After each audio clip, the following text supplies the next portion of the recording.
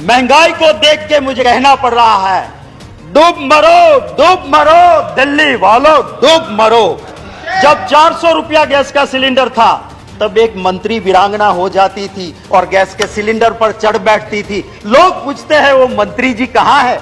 कि प्रधानमंत्री जी की उम्र के साथ ये रुपया कंपटीशन कर रहा है। अरे वो तो प्रधानमंत्री जी अच्छे थे कि उन्होंने अपनी उम्र से आगे कभी नहीं जाने दिया। मोदी जी की 2 बर्थ डेट है और दोनों बर्थ डेट की उम्र से आगे आज रुपये की कीमत चली गई है।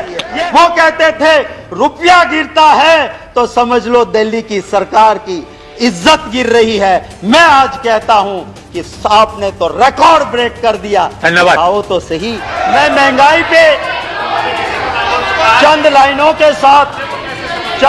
के साथ मेरी बात शुरू करना चाहता हूं। महंगाई पे, हाय रे भाजपाई महंगाई तूने कैसी आफत ढाई, हाय रे भाजपाई महंगाई तूने कैसी आफत ढाई, देशवासियों के जीवन को बना दिया दुखदाई। कि प्रधानमंत्री जी गुजरात के मुख्यमंत्री थे और जब मनमोहन सिंह जी ने कहा कि आप स्टेट वाले थोड़ा वेट कम कीजिए, तो मोदी जी ने क्या कहा था? भाइयों बहनों, ये दिल्ली वाले पाप करते हैं और राज्यों को कहते हैं कि तुम धो डालो। हम कहां से धोएंगे? कम करना है तो तुम्हारा एक्सरसाइज करो, तुम्हारे पाप से पेट्रोल डीजल बढ़ता है, हम वैट कम नहीं करेंगे। ये मोदी जी ने खुद कहा था। वीडियो है मेरे पास, मेरे खिलाफ प्रिविलेज करना, मैं वीडियो दिखा दूंगा कि 1 पैसा कम नहीं किया था वैट का। कहते थे 2014 में बहुत हुई महंगाई की मार, अब लोग कहते हैं बस कर मोदी सरकार। मैं ये भी कहना चाहता हूं कि सच को परेशान करने या जेल में डालने से ना रावण का शासन सलामत रहा था, ना कंस का रहा था, ना अंग्रेज का रहा था। आपका कहां से रहेगा? मैं आपको यह कहता हूं, आपके जरिए महोदय, वित्त मंत्री जी, मैं उसकी बहुत इज्जत करता हूं, बहुत शालीन है। और मैं जिस यूनिवर्सिटी की बहुत इज्जत करता हूं, जवाहरलाल नेहरू यूनिवर्सिटी, जहां से बहुत अच्छे अच्छे लोग निकले, उस जेएनयू की वो पास आउट है, वहीं से उन्होंने शिक्षा ली है। जिनको कुछ लोग शासक पक्ष के जुड़े हुए कहते हैं देशद्रोहियों का अड्डा, गुंडों का अड्डा, मैं उस जेएनयू का बहुत समर्थित हूं। मैं वित्त मंत्री जी से गुजारिश करता हूं कि आप तो संवेदनशील है, आप जरा गुजरात के उस अखबार को 4 दिन पहले के उठा के देख लेना। एक एजुकेटेड बंदा सुसाइड करता है और एक सुसाइड नोट में लिखता है कि मैं मर रहा हूं, मैं पढ़ा लिखा, मुझे रोजगार नहीं मिला, मजदूरी करता हूं पर महंगाई इतनी है कि मैं मेरे घर परिवार का पोषण नहीं कर सकता हूं, मैं आत्महत्या कर रहा हूं। रोज की कहानी। मैं दूसरी बात आपसे करता हूं, उस बोटाड डिस्ट्रिक्ट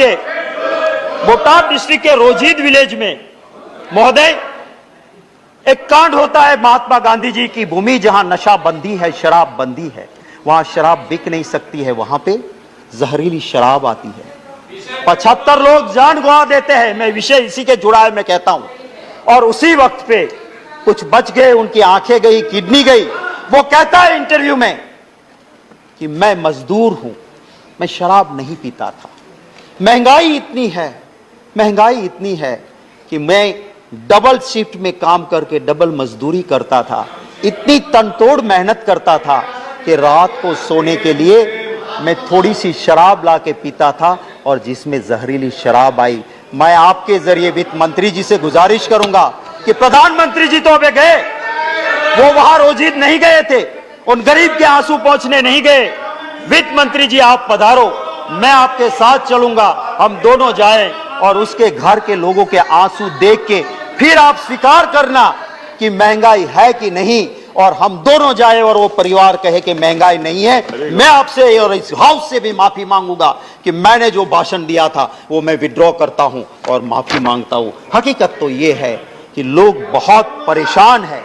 हमारी बात, ऑपोजिशन की बात, लोकतंत्र में सरकार को सुनना चाहिए और लोकतंत्र में ऑपोजिशन की बात मानना भी चाहिए, पर आज का दौर ऐसा नहीं है। महंगाई से परेशान लोग महंगाई के परेशान लोग उम्मीद करके बैठे थे कि पार्लियामेंट शुरू हो रही है, हमें कुछ रिलीफ मिलेगी, हमें कुछ राहत मिलेगी। राहत नहीं दी, आपने जीएसटी का और मार दिया। रिलीफ देने की बजाय जीएसटी और बढ़ा दिया। और किन चीजों पे बढ़ाया आपने? जो सामान्य नागरिक खाता है, आम नागरिक, curd, lassi, butter milk, paneer, rice, sweet, मुड़ी, जैगरी, नेचुरल हनी। 1000 से नीचे वाले कमरे में कौन रुकता है? एक गरीब रुकता है। उस होटल का 1000 के कमरे के ऊपर भी आपने जीएसटी 5% डाल दिया। अरे यहां तक कि आपने स्मशान को भी नहीं छोड़ा, स्मशान के ऊपर भी आपने जीएसटी डाल दिया। इससे ज्यादा और क्या हो सकता है? महोदय, मैं ये कहना चाहता हूं, अभी माननीय सदस्य प्रकाश जावड़ेकर जी कहते थे कि आप ऑयल बॉन्ड लाए। मैं आपको कहना चाहता हूं, आप आंकड़े देखिए, पेट्रोलियम एनालिसिस सेल के आंकड़े देख लीजिए। आपने 27 लाख करोड़ रुपए वसूल किए और बॉन्ड में कितने भरे हैं आपने? सिर्फ 98,000 करोड़। और 27 लाख करोड़ रुपया आपने टैक्स कलेक्ट किया। किस नाम से आप बॉन्ड की दुहाई दे रहे हो?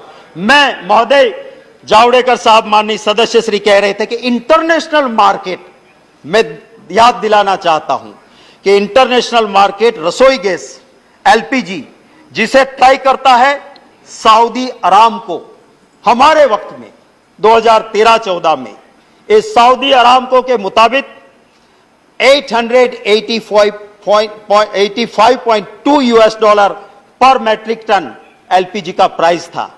और उस वक्त हम देते थे बोतल 400 से 415 में। आपके वक्त में मार्च 2022 में 769 US डॉलर पर मैट्रिक टन एलपीजी, माने सस्ता हो गया। और आपने 400 से 1100 रुपया गैस का सिलेंडर कर दिया।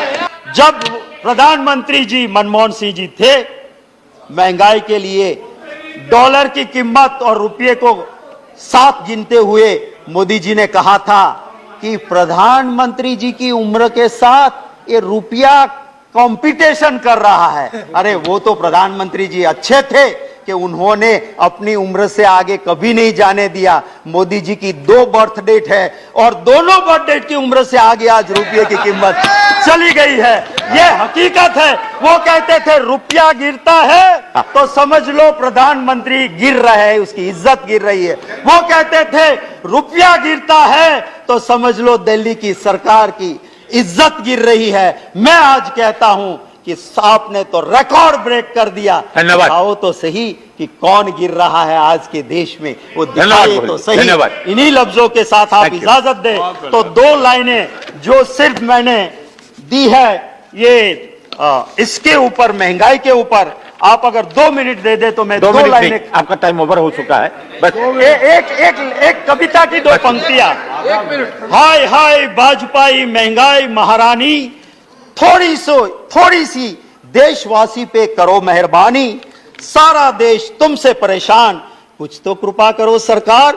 आई है जब से भाजपाई, कठिन हो गई है देश की जिंदगानी, स्वाद गया जीवन से बेस्वाद हो गई है देशवासी की जवानी।